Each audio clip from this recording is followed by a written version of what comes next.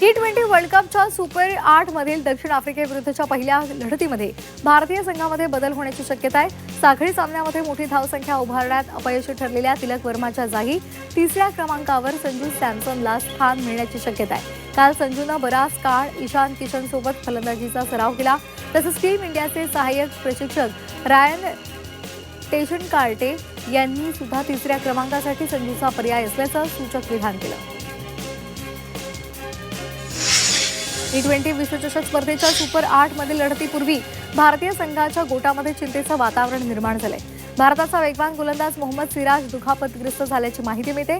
भारतीय संघ सराव करत असताना त्याच्या हार्दिक पांड्यानं मारलेला चेंडू पायावर आदळला आणि त्याला दुखापत झाली. त्यामुळे संघाची मेडिकल टीम सिराजच्या दुखापतीवर लक्ष ठेवू नये. तसंच 22 फेब्रुवारीला दक्षिण आफ्रिकेविरुद्ध होणाऱ्या लढतीपूर्वी तो फिट होईल अशी अपेक्षा व्यक्त केली जाते.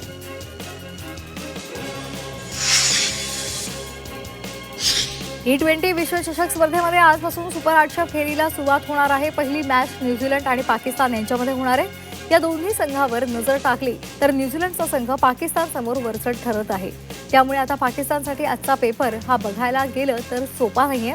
जर न्यूझीलंडला रोखायचं असेल तर पाकिस्तानला योग्य ती रणनीती आखून मैदानामध्ये उतरावं लागेल.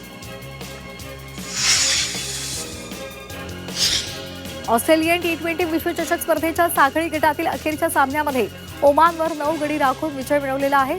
ऑस्ट्रेलियाचा फिरकीपटू ॲडम झंपानं 4 गडी बाद करत ओमानचा डाव 104 धावांवर रोखलेला आहे. प्रत्युत्तरादाखल कर्णधार मिचेल मार्शनं नाबाद 64 धावांची खेळी करत ऑस्ट्रेलियाचा विजय सुकर केलाय.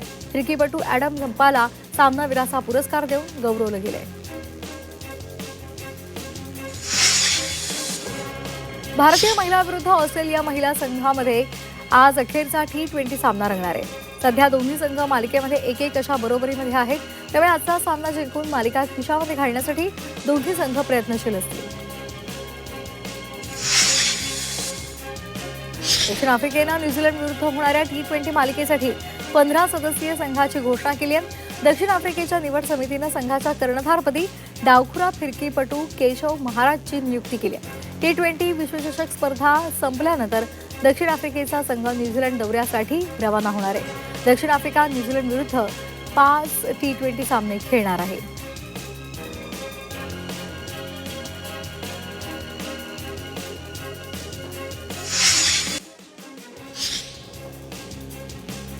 मध्य रेल्वेवर विविध अभियांत्रिकी आणि देखभालीची कामं करण्यासाठी उद्या मेगा ब्लॉक घेतला जाणार आहे. पश्चिम रेल्वेवर आज रात्रकालीन ब्लॉक असेल, मात्र उद्या रविवारी कोणताही ब्लॉक असणार नाहीये.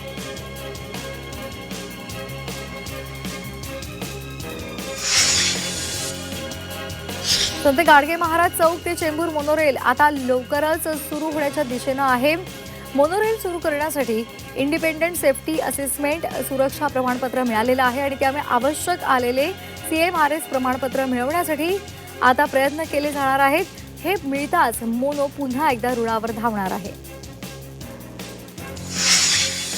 वर्सोवा भाईंदर कोस्टल रोडसाठी राज्य वन विभागानं निविदा जारी केली आहे. या प्रकल्पासाठी 45,000 खारफुटी वृक्षांची तोडणी करायला मान्यता दिली आहे.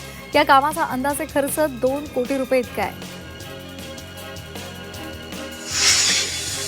वर्सोवा भाईंदर कोस्टल रोडच्या पायलिंगच्या कामाच्या ठिकाणी बाधित इमारतींना VJTIचे अधिष्ठाता अभय बांबोळे यांनी भेट दिली आहे. पुढील काळामध्ये रहिवाशांच्या सुरक्षिततेसाठी सर्व आवश्यक खबरदारी घेतली जाईल असं आश्वासन त्यांनी दिले. मेट्रो कारशेडच्या जागेवर व्यावसायिक आणि निवासी इमारती उभारल्या जाणार आहेत आणि या जागेवर FSI विक्री करण्याचा निर्णय MMRDAनं घेतलेला आहे. तसंच मेट्रो प्रकल्पातील कारशेडच्या जागेचा विकास सुद्धा केला जाणार आहे. लोकलच्या व्यवस्थापनासाठी आवश्यक असलेली ट्रॅफिक मॅनेजमेंट सिस्टीम पश्चिम रेल्वेकडून अद्ययावत केली जाणार आहे. नवीन IP आधारित यंत्रणा उभारली जाणार आहे. यामध्ये कृत्रिम बुद्धिमत्तेचा वापर सुद्धा होणार आहे.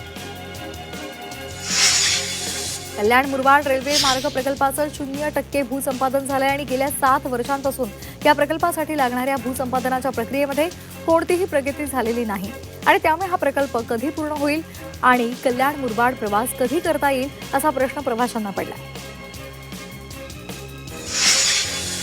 पश्चिम रेल्वेनं भंगार विक्रीमधून 506 कोटी 63 लाख रुपयांचा महसूल मिळवलाय. मिशन झिरो स्क्रॅप या उपक्रमाअंतर्गत या सर्व आस्थापना आणि विभाग भंगारमुक्त करण्याच्या दिशेनं उल्लेखनीय कामगिरी ठरली आहे। या महसुलाचा वापर रेल्वे बोर्डाची सेवेची सुधारणा, नवीन प्रकल्पांची उभारणी अशा विविध उपक्रमांसाठी केला जाणार आहे। बेस्टच्या ताफ्यामधील बसच्या घटत्या संख्येचा परिणाम प्रवास संख्येवर आता होताना दिसतोय। बेस्टनं या आर्थिक वर्षामध्ये 3,000 कोटी रुपयांची तूट होण्याची शक्यता व्यक्त केली आहे। ही तूट भरून काढण्यासाठी आगामी अर्थसंकल्पामध्ये भरीव आर्थिक तरतूद करण्याची मागणी बेस्टनं केली आहे।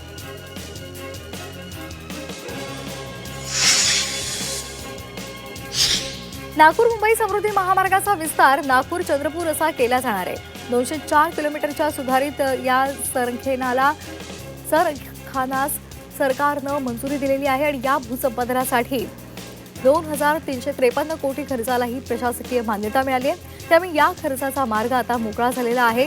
लवकरच या प्रकल्पाच्या बांधकामासाठी निविदा काढली जाणार आहे।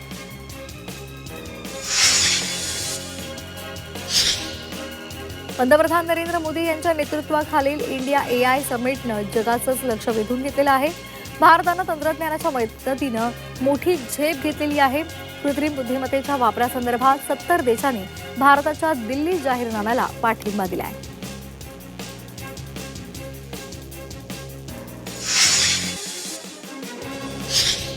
विरोधी पक्षनेत्याशिवायच अर्थसंकल्पीय अधिवेशन हे यंदा होणार आहे।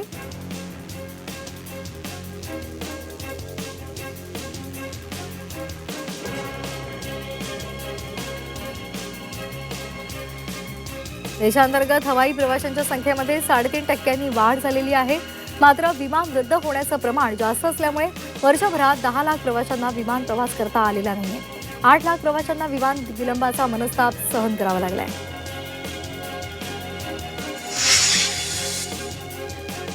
केंद्र सरकारनं राज्याचा मदत निधी रखडवलेला आहे। शेती आणि पायाभूत सुविधांच्या मोठ्या नुकसानापोटी केंद्राकडून राष्ट्रीय आपत्ती प्रतिसाद निधीची प्रतीक्षा आहे। मात्र अतिवृष्टी बाधितांच्या मदतीचा प्रस्ताव डिसेंबरपासून पडू नये। नाशिकच्या निफाडमधील विंचूरमध्ये शासकीय मका खरेदी केंद्रावर बारदान उपलब्ध नसल्यामुळे मका खरेदी ठप्प झाली आहे। त्यामुळे आता मक्यानं भरलेले 30 ट्रॅक्टर खरेदी केंद्रावर उभे आहेत। शेतकऱ्यांना मोठ्या प्रमाणात गैरसोयीला सामोरं जावं लागतंय। त्यामुळे प्रशासनानं तातडीनं बारदाना उपलब्ध करून द्यावी आणि खरेदी प्रक्रिया सुरळीत सुरू करावी अशी मागणी शेतकरी करत आहेत। तंबाखू सोडल्यानंतर 10 वर्षांनी तोंडाच्या कर्करोगाचा धोका 60% कमी होतो। कॅन्सरच्या एका केंद्राच्या अभ्यासातून ही बाब समोर आलेली आहे। या संशोधनामध्ये गालाच्या आतील बाजूच्या कर्करोगावर विशेष लक्ष केंद्रित करण्यात आलं। यवतमाळमधील इंटरनेट सेवा ठप्प झाली आहे आणि त्यामुळे ग्रामपंचायतीचं कामकाज विस्कळीत झालंय। इंटरनेट सुविधांचं साहित्य धुळखात पडून आहे, तर स्वखर्चानं इंटरनेट चालवावं लागत असल्याचा आरोप केला जातोय।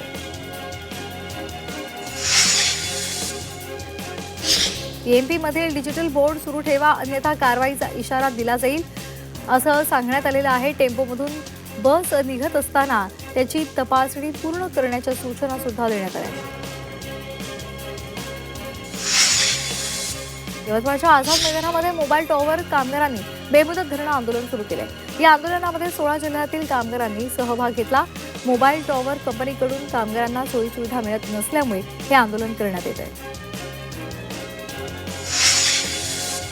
गोंदिया जिल्ह्याच्या आमगाव तालुक्यामध्ये अंतर्गत येणाऱ्या नागरिकांनी गावातील दारू दुकानं आणि 2 बार बंद करण्याच्या मागणीसाठी दारूबंदी करता धरणं आंदोलन केलं। या गावामध्ये सुरू असलेल्या दारू विक्रीमुळे महिलांवर, युवकांवर आणि कुटुंब व्यवस्थेवर विपरीत परिणाम होतोय असा आरोप सुद्धा ग्रामस्थांनी केला। गावातील महिलांनी पुढाकार घेत दारूबंदी करता या संदर्भातलं आंदोलन केलंय आणि शासनाचं लक्ष वेधण्याचा प्रयत्न केला आहे।